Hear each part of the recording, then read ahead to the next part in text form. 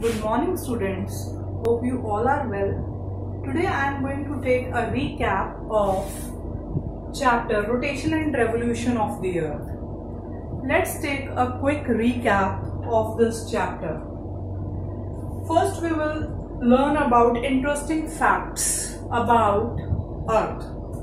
The very first interesting fact about Earth is considered as a unique planet. Why Earth is considered as a unique planet?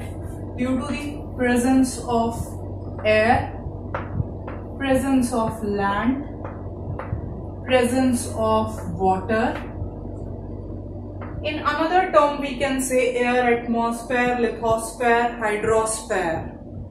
Air stands for atmosphere, land for lithosphere, water for hydrosphere, and the interconnected part of these three domains, that is biosphere. So due to the presence of these domains, life exists on the Earth. In this way it is considered as a unique planet. Next is, if we'll see the position of the Earth in the solar system, Earth is the third closest planet in the solar system, that is closest to the Sun, and Earth is the fifth largest planet in the solar system. Now next we will learn about different views on the position of the Sun and the Earth. There are two different opinions. Ancient philosophers or ancient astronomers believed on geocentric concept. Now, what is geocentric? Geo word stands for Earth and centric, as we know, center. So ancient astronomers, they believed that Earth was located in the center of the solar system and other planets including Sun moves around the Earth. Earth was in the center according to the ancient astronomer. And we know this view or this concept is totally wrong. Who broke this myth that Earth was in the center of the solar system? That is modern astronomers. Modern astronomers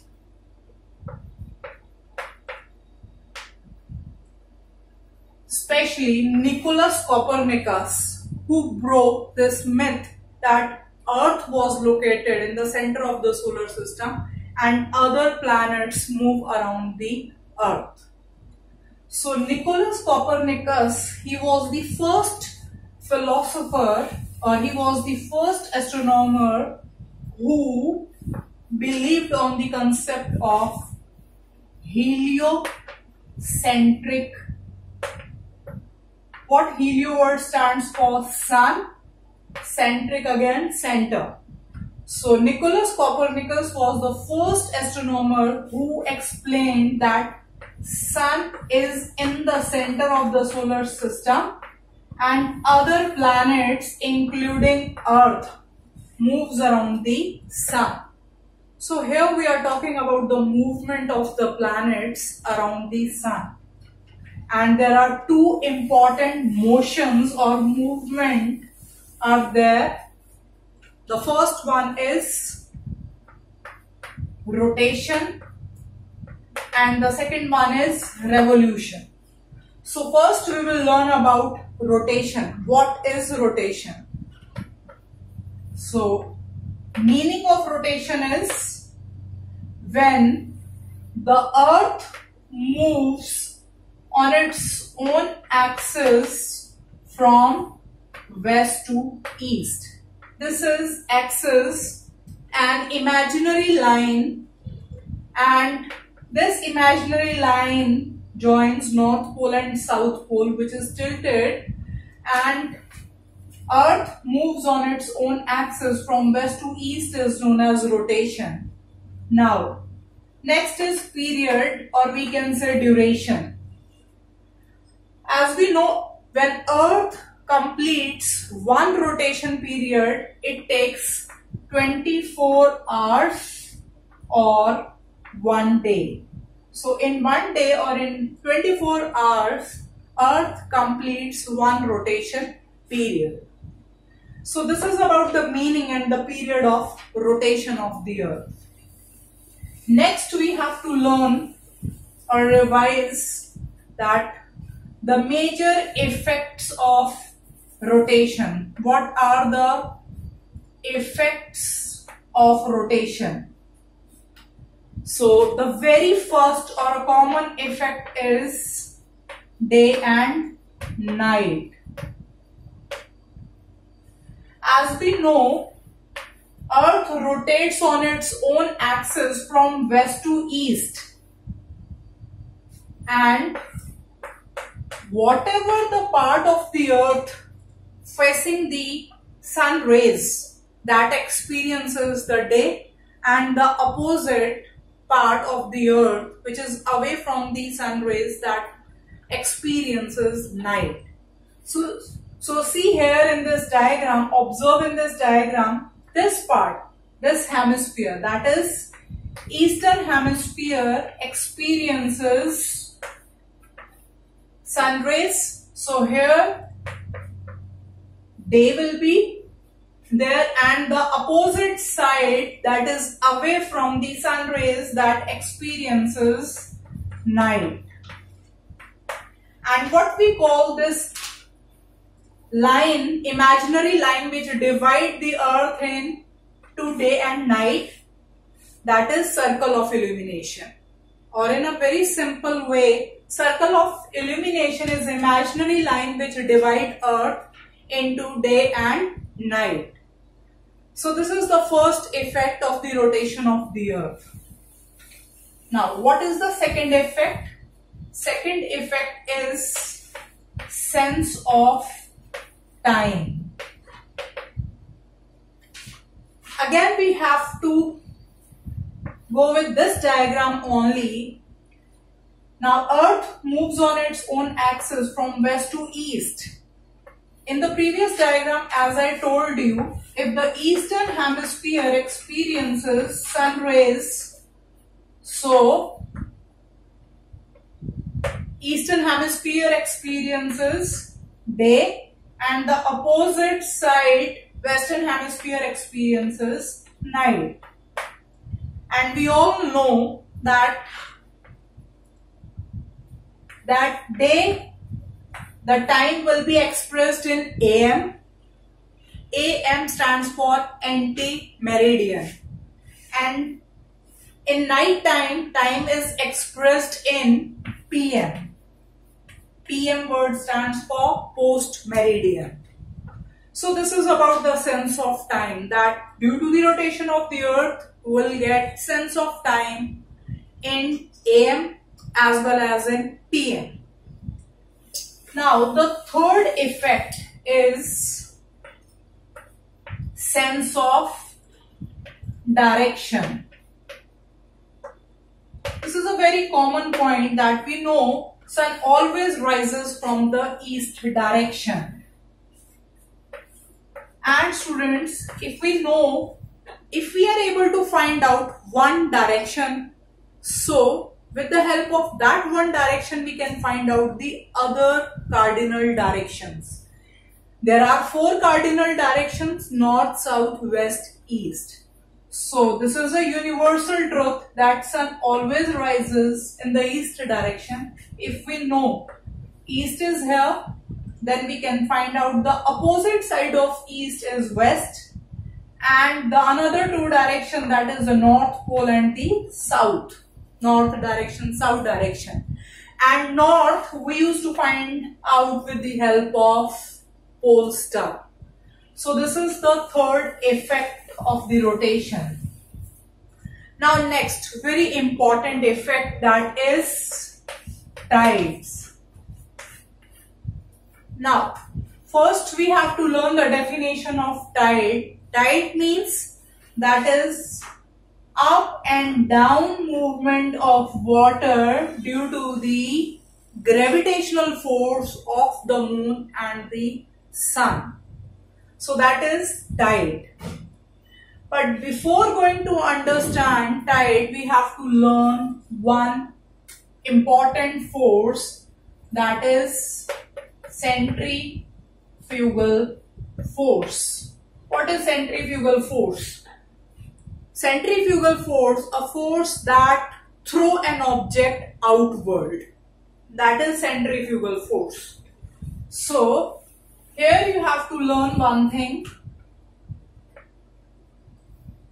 Earth is made up of land and water, and land is solid. So centrifugal force will not be active on land, which is very heavier. And another is water. So 71% earth is covered with water. So that is not as solid as land. So as we know,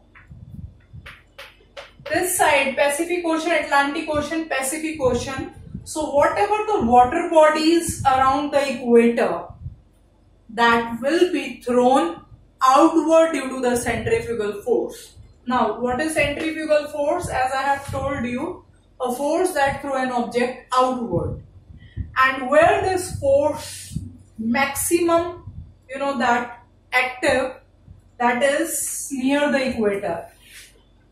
Earth rotates from west to east. So due to the rotation of the earth, centrifugal force will be active, and this force throw an object outward. So here, which object will be thrown outward? Water will be thrown outward. So in this way, water will thrown outward. So here it seems that water is flowing outward. So in this way, tides will be formed due to the centrifugal force as well as the gravitational force of the sun and the moon. So tides are caused due to two forces. One is gravitational force of the earth, gravitational force of the moon and the sun, and centrifugal force of the earth. So in this way, tides are caused. Next effect is, fifth effect is shape of the earth. What is the true shape of the earth? Oblate, spheroid. This is the true shape of the earth. In this, if we'll see the shape of the earth carefully, then around the equator, toward west or east side, the earth is bulges outward, and toward north pole and south pole, the earth is flat, and here it is bulge toward equator. So this is the oblate spheroid of the earth.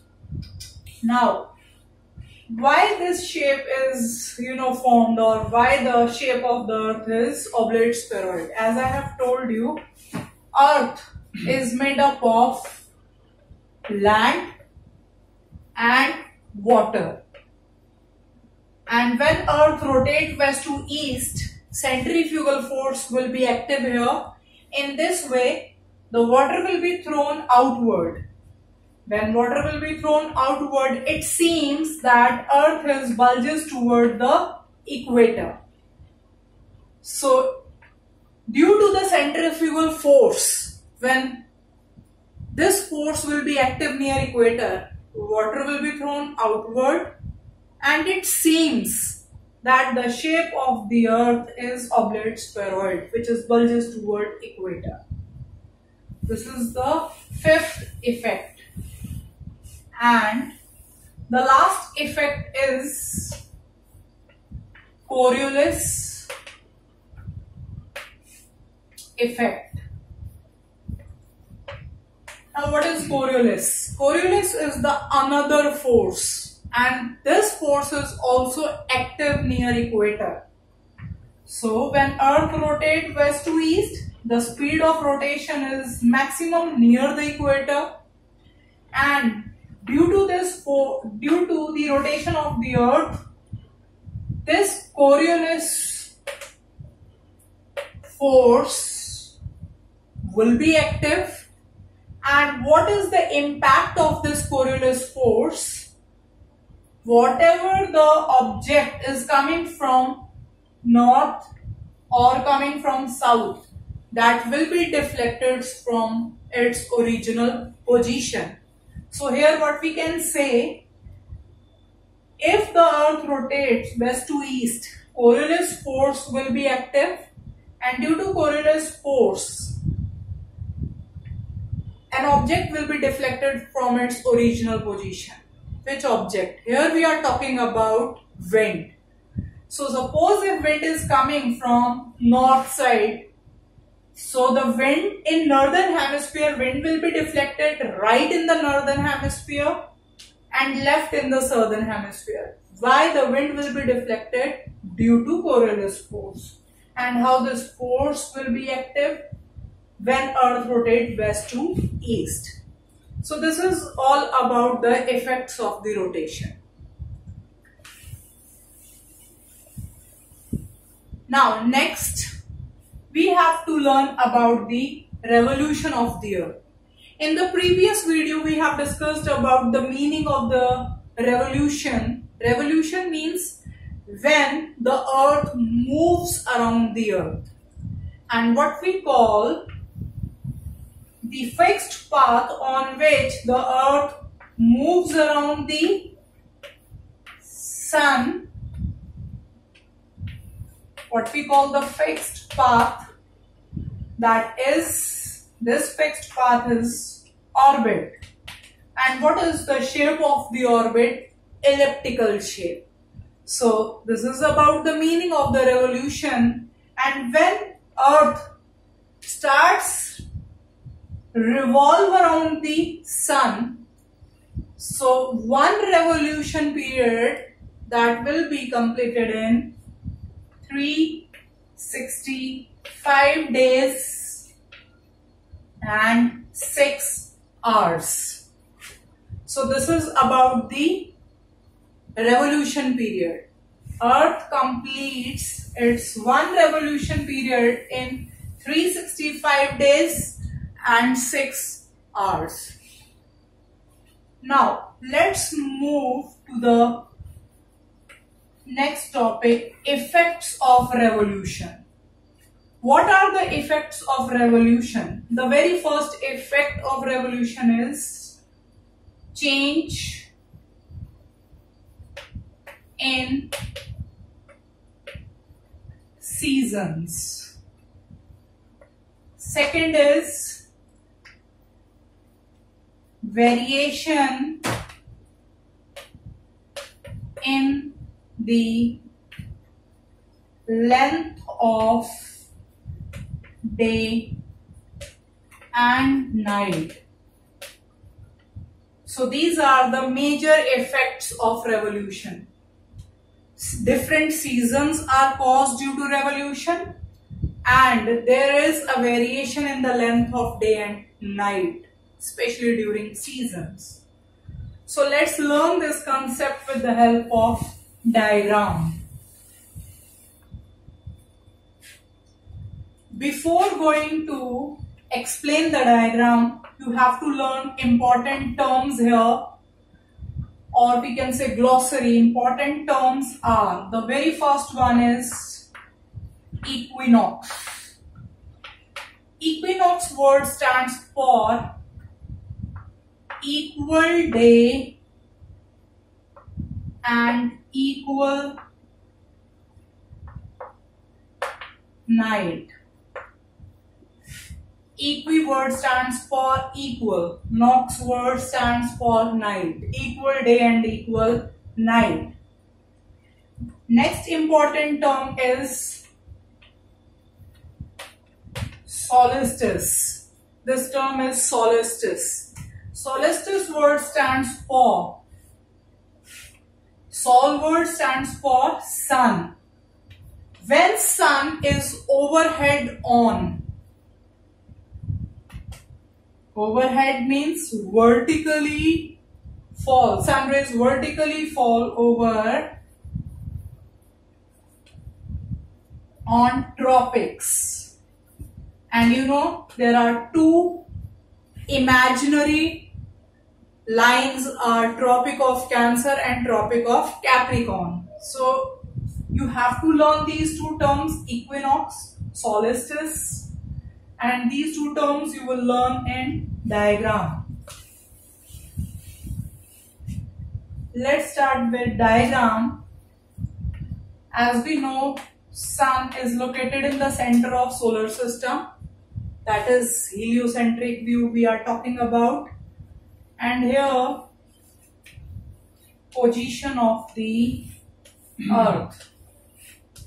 When earth moves around the sun, it takes 365 days and 6 hours. So here see, this is the very first position, 21st June. As we know, 21st June, that is the longest day and shortest night. So if we are talking about different seasons, so here we have to learn the position of the axis remains same everywhere. This is the inclination of axis. Axis is tilted toward the sun here, that plays a major role. Because of this imaginary line only the seasons are caused. So here if you will see, this is the north and this is the south. Which part of the axis is tilted toward the sun? Here, the northern hemisphere. This hemisphere is more tilted toward the sun. So here it will be summer. And in the opposite or in the another hemisphere there will be a winter. We can say on 21st June, sun rays vertically fall over Tropic of Cancer.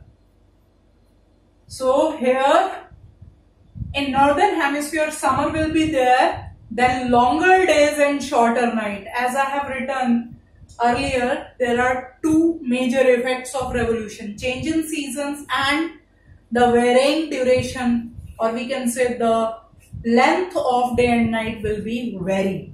So here during summer days are longer, nights are shorter. Now this hemisphere is away from the sun on 21st June. So here it will be winter. During winter nights are longer and days are shorter. Now after some time when the earth comes in this position, so here the time will be or day will be 23rd September. On 23rd September, sun rays will not be overhead on tropics. Sun rays will be overhead on, directly fall over equator, because no part of the axis will be tilted toward the sun. So here the sun rays vertically fall over equator. So in the northern hemisphere, which season will be here? That is autumn. And in the southern hemisphere, spring season will be here. And here the duration of day and night will be equal. Now when the earth comes toward in the east direction of the sun, so here which end of the axis will be tilted toward the sun? Here southern part. This part will be more tilted toward the sun. So here we can say 0 degree equator, divide the earth in two equal halves, northern hemisphere, southern hemisphere. Southern hemisphere is more tilted toward the sun. So here it will be summer and here it will be winter. So which day will be here? 22nd December. So on 22nd December, sun rays vertically fall over Tropic of Capricorn. So here during summer days are longer, nights are shorter, and during winter nights are longer and days are shorter.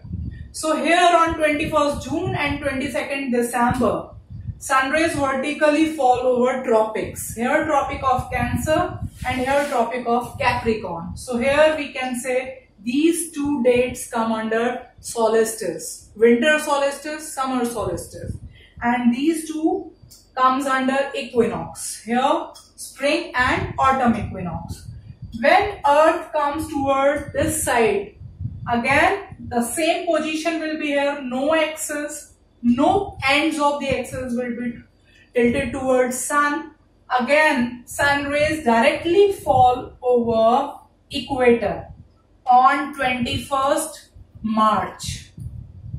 So here we can say again in the northern hemisphere there will be spring and in southern hemisphere there will be autumn, and the duration of day and night will be equal.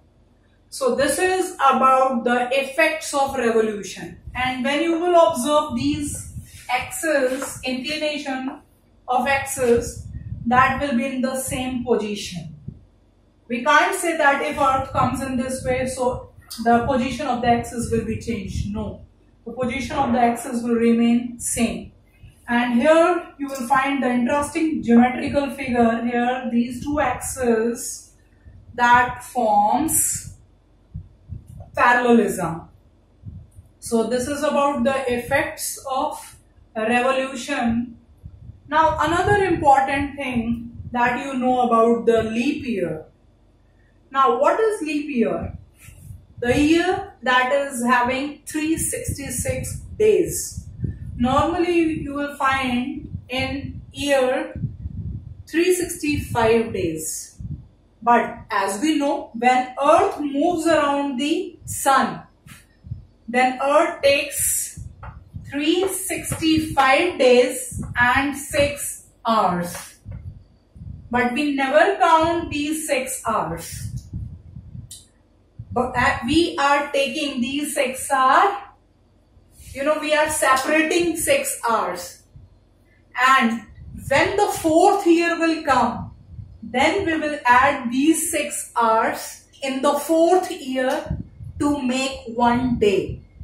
And when we will get 1 day, so that one additional day, that we will add up in the month of February, because February already having very less days. So that is considered as a leap year.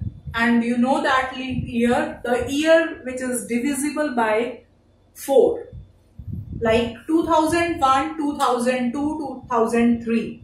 So if we'll count that if the Earth moves around the sun, so in the very first year it will take 365 days, 6 hours. So we separated 6 hours here. In another year again Earth takes the same period when it moves around the sun. Again we are separating 6 hours. So here we'll get 6 plus 6, 12. And in the third year, when again Earth moves around the sun, same period Earth will take. So again we will separate out here 6 hours. So the previous 12 hours plus 6 hours, here we will get how much? 18. And in the 4th year, when again Earth takes the same period, 365 days and 6 hours. So that 6 hours we will add in the 4th year to we'll get finally 1 day, and we will add in the month of February. So this is about the leap year. Thank you students. Have a nice day.